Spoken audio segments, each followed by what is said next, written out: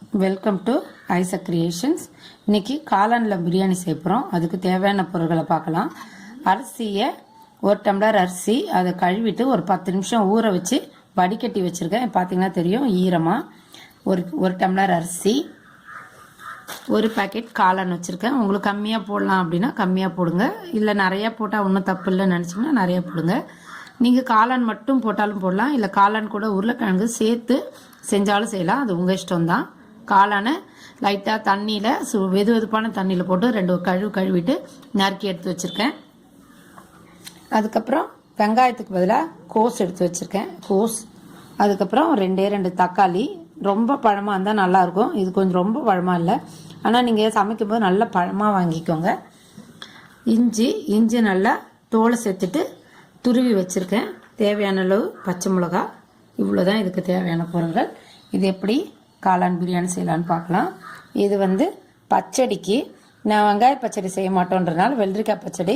வெள்ளரிக்காய், அதில் 2 கேரட்டு, துளியோண்டு பச்சை மிளகா, இல்லை கொஞ்சம் இஞ்சி போட்டால் கூட ஒரு துளி இஞ்சி, ஒரு கொஞ்சோண்டு போட்டுக்கலாம், நல்லாயிருக்கும். இது பாருங்க, இது இவ்வளோண்டு இஞ்சி போட்டால் போதும். அந்த ஃப்ளேவர் ரொம்ப நல்லாயிருக்கும். அதோட கொஞ்சோண்டு தயிர் ஊற்றிக்கணும். அதுதான் வெள்ளரிக்காய் பச்சடி. இப்போ காளான் பிரியாணி செய்யலாம் வாங்க. வானலில் கொஞ்சோண்டு எண்ணெய் ஊற்றிக்கிறேன். பட்டை, கிராம்பு, ஏலக்காய் போட்டுக்கலாம். அது கொஞ்சம் சூடி ஏறட்டும்.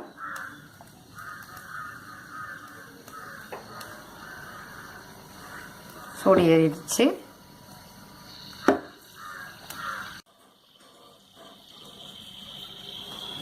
அதுக்கப்புறம் அரிசியை போடலாம். இது நம்ம வானலில் போட்டு நல்லா கை பொறுக்கிற சூடு அளவுக்கு நல்லா வறுத்துக்கலாம். பாருங்கள், தோசை சட்டி பயன்படுத்திக்கோங்க. நம்ம எப்படியும் ஜல்லிக்கரண்டியில் வறுக்கிறத விட தோசை சட்டி தான் சாதம் ரொம்ப உதிராக இருக்கும், உடையாத இருக்கும். அதனால் நல்லா சூடு பொறுக்கிற வானலில் நல்லா வறுத்துக்கலாம் அரிசியை. தாளிப்பு கடுகு போட்டு தாளிக்க மாட்டேன், பட்டை போட்டு தாளிச்சிட்டேன். பட்டை, சோம்பு எல்லாம் போட்டு தாளிங்க. அதுக்கப்புறம் வெங்காயத்துக்கு பதிலாக கோஸ் போடுறேன்.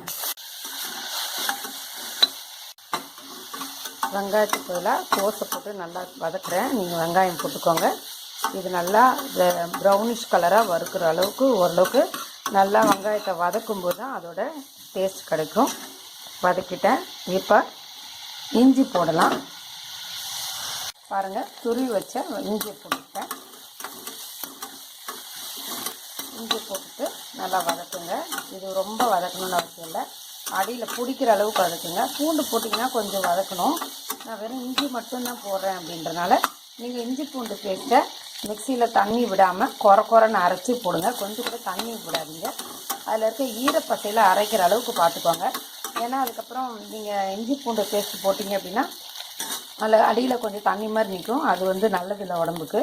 அதில் இஞ்சி பூண்டு பேஸ்ட்டில் தண்ணி விடாமல் குறைன்னு அரைச்சி போடுங்க. நல்லா வதக்கிட்டோம்.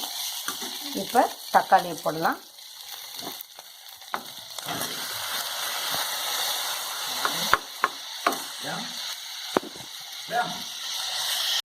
தக்காளி போட்டு நல்லா தக்காளி கரையிற அளவுக்கு நல்லா வதக்குங்க. அப்போ தான் உங்களுக்கு டேஸ்ட் நல்லாயிருக்கும். அதனால் தக்காளி கரையிற அளவுக்கு வறுக்கிறேன். தக்காளி வதக்கும்போது கொஞ்சம் உப்பு போட்டுக்கிறேன். முழுசாக தேவையான அளவு போட்டாலும் போடுங்க, இல்லை தக்காளி வதங்குற அளவுக்கு மட்டும் போடுங்க.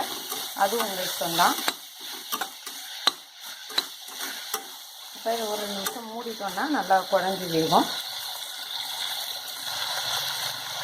அளவு தக்காளி வதங்கிட்டு இதுக்கு மேலே தக்காளி வதங்காததுக்கு தான் நல்லா பழமான தக்காளி அப்படின்றது இருக்குதான்.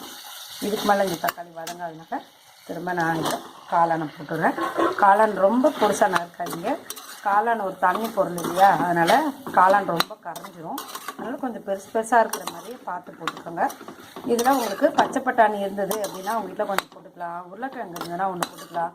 இன்றைக்கி என்னை பொறுத்த வரைக்கும் நான் ப்ளைன் காளான் பிரியாணி தான் செய்யலாம் அப்படின்னு நினைக்கிறேன். அதனால் காளான் போட்டுட்டு நல்லா வதக்கலாம். வதக்கினா அது கொஞ்சம் வேகும். வெந்தோடனே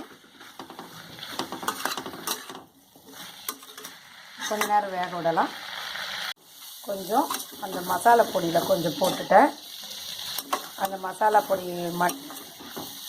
மசாலா பொடி பிரியாணி மசாலா எப்படி அரைக்கிறதுன்றது டிஸ்கிரிப்ஷன் பாக்ஸில் போடுறேன், பார்த்துக்கோங்க. இந்த மசாலா பொடி கொஞ்சம் போட்டிருக்கேன். ஊற்றலாம்.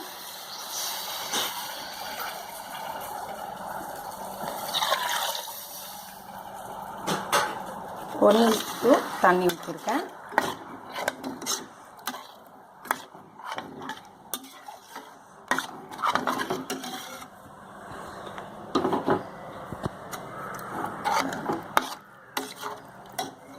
கொஞ்சம் மஞ்சள் பொடி எல்லாத்தையும் போட்டு கிளறிடலாம். கரெக்டு ஏற்கனவே தேவையான அளவு உப்பு போட்டாச்சுன்றனால இப்போ அவ்வளோக்கு உப்பு தேவையில்லை, கொஞ்சமாக இருந்தால் போதும். இது நல்லா கொதிக்கட்டும். பாருங்கள், அரிசி நல்லா கொதிக்குது. தண்ணி நல்லா கொதிக்க வச்சுட்டா இப்போ அரிசியை போடலாம்.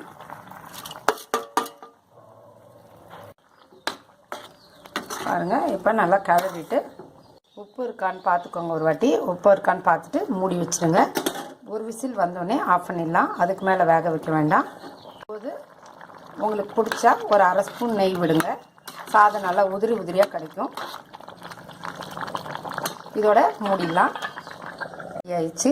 இந்த வீடியோ உங்களுக்கு பிடிச்சிருந்தா லைக் பண்ணுங்கள், ஷேர் பண்ணுங்கள், சப்ஸ்கிரைப் பண்ணுங்கள். மறக்காமல் சுவையான மணமான காரசாரமான காளான் பிரியாணி ரெடி ஆயிடுச்சு. உங்களுக்கு இந்த வீடியோ பிடிச்சிருந்தா லைக் பண்ணுங்கள், ஷேர் பண்ணுங்கள், சப்ஸ்கிரைப் பண்ணுங்கள். மறக்காமல். நன்றி, வணக்கம்.